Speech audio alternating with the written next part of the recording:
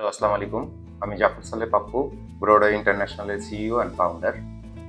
আমার ব্যক্তিগত পরিচয় হচ্ছে আমি ইউনিভার্সিটি অফ টিএসএ থেকে ব্যাচেলর করা in economics and university of Torino থেকে এমবিএ করা। আমরা ব্রডওয়ে ইন্টারন্যাশনাল প্রায় 2011-12 সাল থেকে কাজ করছি।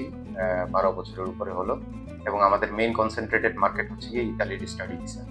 সো আজকে আমি ইতালির স্টাডি ভিসা নিয়ে আসলে কিছু কথা বলতে আসি আপনাদের। যেই প্রশ্নগুলো আমাদের সামনে সবসময় আসে ইতালির স্টুডেন্ট ভিসা নিয়ে কাজ করার ক্ষেত্রে, তার মধ্যে অন্যতম এবং সবার প্রথম প্রশ্নটাই হচ্ছে কি, আমি ইতালিতে কেন যাব?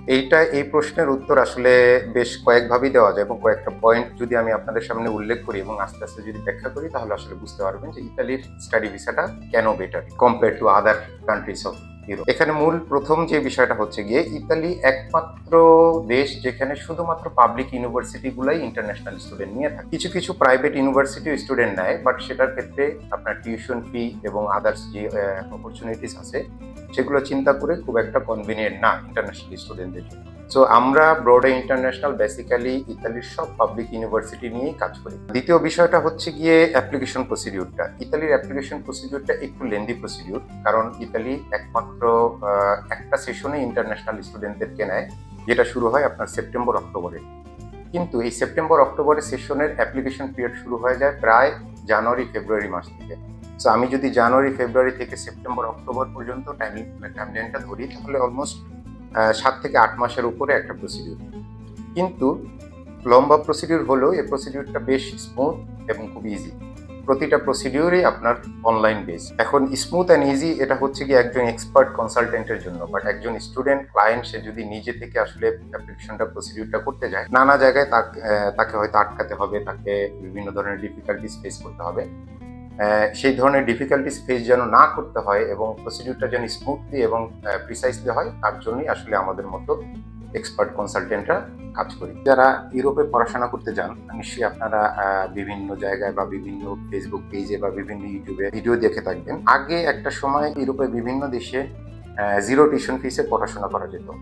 এর মধ্যে ফিনল্যান্ড, সুইডেন, ডেনমার্ক এরকম কিছু ইন্টারেস্টিং কান্ট্রিজ বা ডেস্টিনেশন ছিল। বাট এখন 2025 সালে এসে কিন্তু ইউরোপের অন্য কোথাও জিরো টিউশন ফিসে পড়াশোনা করার আর কোনো সুযোগ নেই।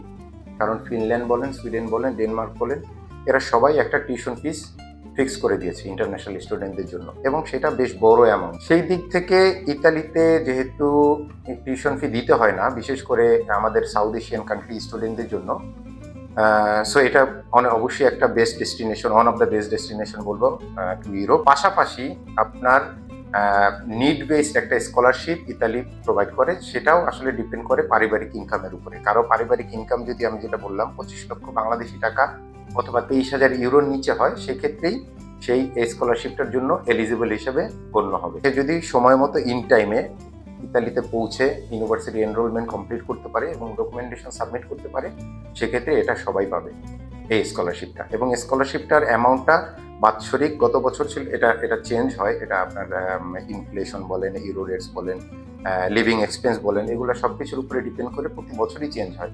এবং এই অ্যামাউন্টটা গত বছর ছিল plus 7,000 plus, more or less, depend করে এটা আপনার ইউনিভার্সিটি, স্টেট টু স্টেট।